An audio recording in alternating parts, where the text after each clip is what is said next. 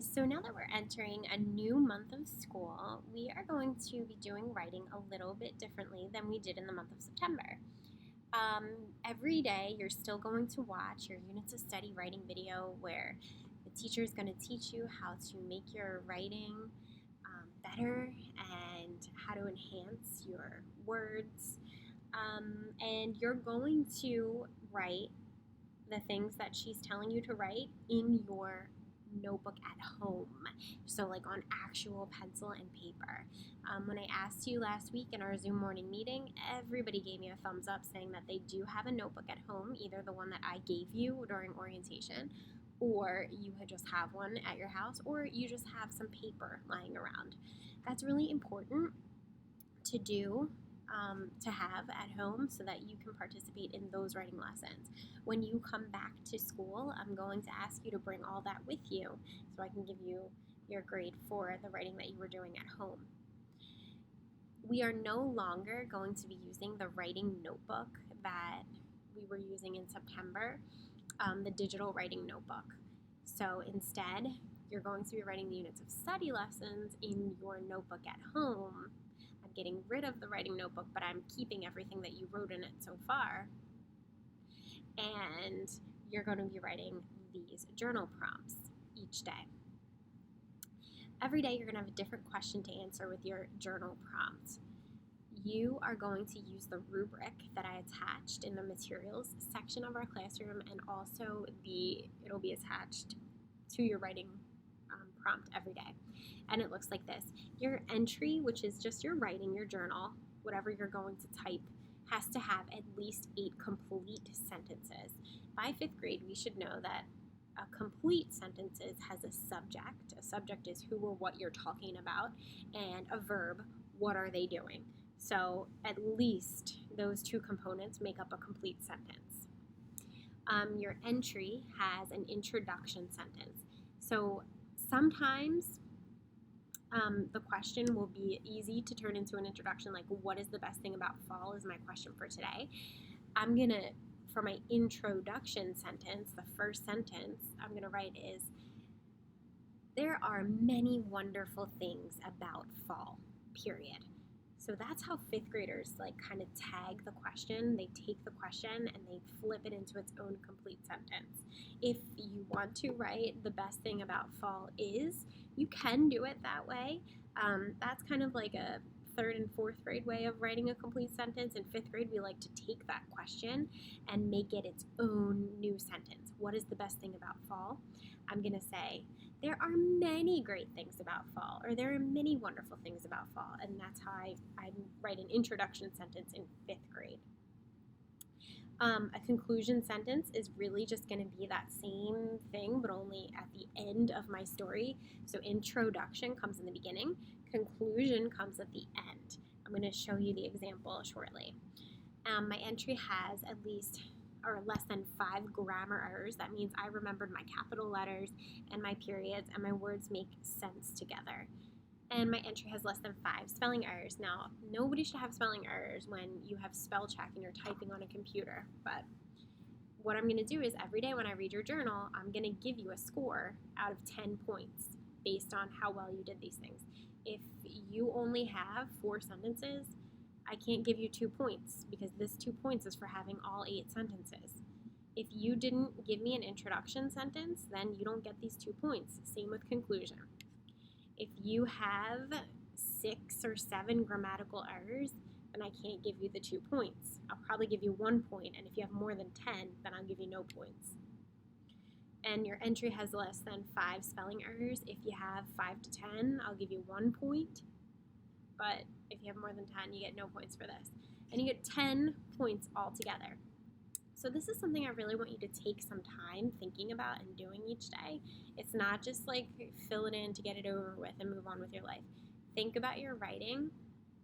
You are getting scored on this daily, and this is what you should be looking at each day to make sure you're doing all of it. So I'm going to show you how I would answer this question, the best thing about fall.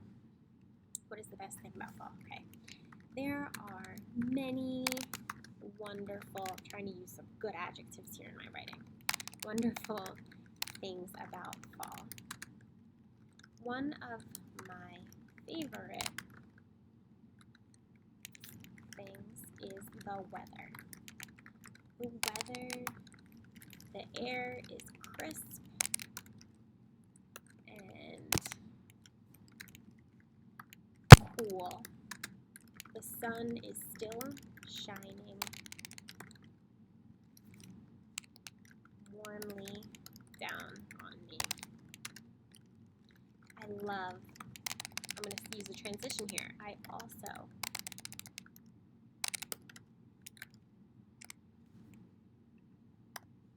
love the colorful changes in the leaves. I love the sound, or I'm going to say I enjoy because I don't want to say love too much. I enjoy the sound, the crunching sound.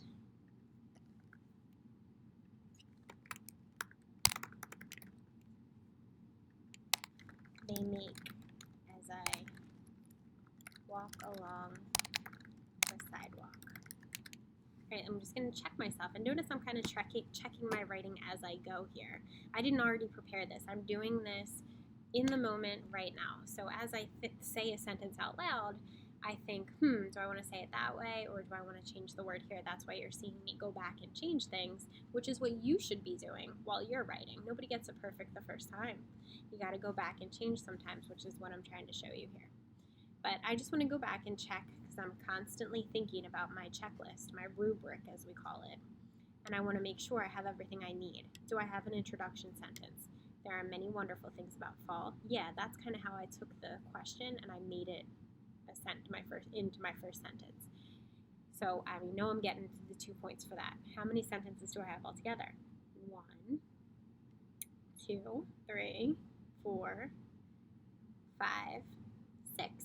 Okay, so I know I need at least 8 sentences. I can have more than that, but I want to try to wrap up my writing now because I'm kind of nearing the end. So let me reread it out loud. There are many wonderful things about fall. One of my favorite things is the weather. The air is crisp and cool. The sun is still shining warmly down on me. I also love the colorful changes in the leaves. I enjoy the crunching sound they make as I walk along the sidewalk. Fall is my favorite season. There are so many wonderful things. Now, I already used wonderful up here, so I might change that in a second. To enjoy in the fall season.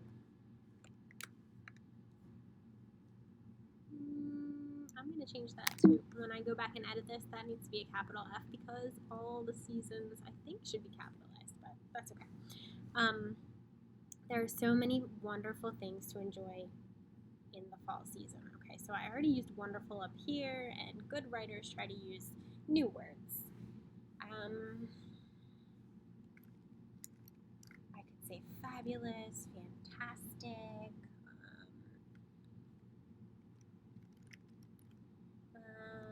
Let me go with amazing. All right. So I think I'm good. Let me just double check everything. I know I don't have any spelling errors because when I have a spelling error, it underlines it for me in red, just like that. So I know if something is underlined in that, like let's say that I spelled season wrong, it's going to underline it, and then what I can do is I can hover over it with my mouse and right click and choose the one that looks right to me. None of these look right. I think this is correct. And look, it just changes it for me. So that's how I can make sure I don't have any spelling errors. Do I have 8 sentences? Yes, let me just double check. 1, 2, 3, 4, 5, 6, 7, 8. I do have 8 sentences. Do I have an introduction? Yes, I do. Do I have a conclusion? There are so many amazing things to enjoy in the fall season. Yes, I do, because a conclusion is kind of going back up to the question and making it another sentence at the end. And the conclusion, you'll notice, looks a lot like the introduction. There are so many wonderful things about fall. There are so many amazing things to enjoy the fall season. The introduction and the conclusion tie into your question, and they usually sound alike. They're not the exact same words. You change the words a little bit, but they're pretty similar. Grammar errors. I don't think I have any. I remembered all of my capital letters at the beginning of all my sentences, and I remembered my periods and exclamation points. All my punctuation is there. My subject and the verbs agree. Like, I didn't say the air are crisp and cool. I said the air is crisp and cool. So that's my verb and my subject agreeing.